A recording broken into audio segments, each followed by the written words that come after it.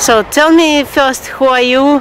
What's your main activity? What you working on? Okay. Hi, my name is Fred Luskin. I'm a teacher of wellness and forgiveness at Stanford University, and probably the work that the world has been interested in is my work as director of the Stanford Forgiveness Projects. We have both taught, researched, and explored both the value of forgiveness and a multiplicity of ways to teach it in all sorts of difficult situations. What is your connection with transpersonal psychology? How you connect that? I mean, at this point, that's a harder question to answer. Probably back in the day, transpersonal psychology would have been the framework that I thought of myself as. I'm old enough to remember when CIIS was brand new and ITP had just started, and I gave some thoughts to going to those schools. And so in my kind of heart, I implicitly believe in some kind of joining of religion and spirituality and science. The reason I gave you that I'm not sure is somewhere along the way, at least in the United States, the transpersonal psychologists lost their connection to science. And so, just like a lot of people, they lost their edge, and they lost me to some degree. And the reason I'm here is I do believe there is an important niche for those that want to maintain some of that spiritual core and talk about it. But I moved more to positive psychology because the research rigor was so much better. And so it's hard for me to know where I sit between those. Okay, two questions just came to my mind. First, does transpersonal psychology, from your point of view, still keep connection with the spirit? I think that's their point, and that's what keeps it alive. That they're interested in higher states of consciousness and that which joins us, and don't want to limit it to the reductionistic science that I might prefer. So, I mean, I believe that a real transpersonal person at some level feels some connection to that spirit and then tries to bring it into their work. But how, for me, maybe I'm too spiritual, I don't know, it looks more like they lost connection with spirit and keep connection with the science. Because the old talks, like the Harris is giving talks now, everything about science, he's showing the dogs. Like, you gave me 5 minutes, so I went there, and he showed the dogs and how to recognize the states of emotion in the dogs. And then he said, what's the connection with the transpersonal psychology, you may ask? Okay, everything connected with transpersonal psychology. You know, here's how, if you want my answer to that, I want it's one, like the essence of science is something true, and is there a way to establish methods that can be reproduced that say yes or no? For me, the science interest is in outcome, not in process. So, like meditation now is being shown to be of great value to people, even though some of it's desiccated and some of it is clearly like mindfulness removed from its core purpose. I mean, mindfulness has become something to make you function better rather than something that dissolves your sense of self. However, the science piece is there is some value to practicing this because it actually helps you be more focused or have a little more resilience under stress, and maybe become more empathic.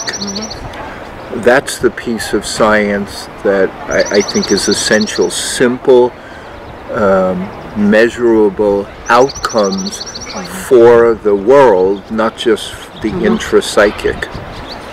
And some of the transpersonal people that I saw, when they got mislaid, it was because they were more interested in their intrapsychic and their experiences and trying to extrapolate those than they were in the very simple question is, does their psychology help people? Is that in the 90s, when my work was getting started, the transpersonal world here was resistant to, say, double-blind or single-blind experiments or using t-tests even to discern differences. And so my understanding was that unfortunately allowed them to lose their claim on experiences that should have been theirs, like meditation and forgiveness and kindness. They didn't have enough understanding that anyway, that you can use some of those measurement tools, and they're just tools. So, is that a reasonable answer to you? Yeah, I understand that, and I want to ask you more. Go ahead. I understand your position from like a classical science, which is based on materialistic philosophy, right? Yeah, so far, repeatability and verification and so on, it should work. Right. If it's a matter is absolute reality. Right. So it somehow has a contradiction with the idea of transpersonal psychology, that the spirit is primary. I believe the spirit is primary too, but I also believe that if you can't find the spirit somewhere in this world, then you don't have as deep a connection to the spirit as you might think. Right, but if the world is phenomena, so why repeatability is the main principle? This may just be my limitation. Yeah, this is... When I started doing forgiveness research,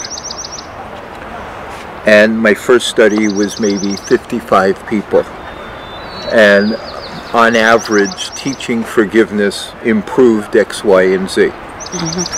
Then we did another study with 260 people, and on average, learning forgiveness did X, Y, and Z.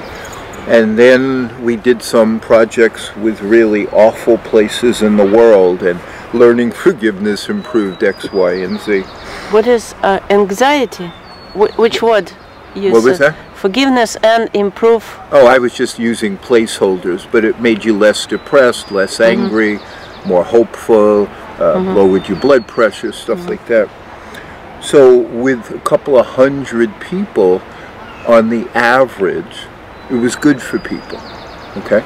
That gave me a certain confidence that when I went out and taught this, I could say, you know, hey, I know I can help you. I was trained as a psychologist, and much of what I learned as a psychologist has no data. And so it's just theory, and it's nice ideas, and maybe some people have done it in their in their practices and helped other people.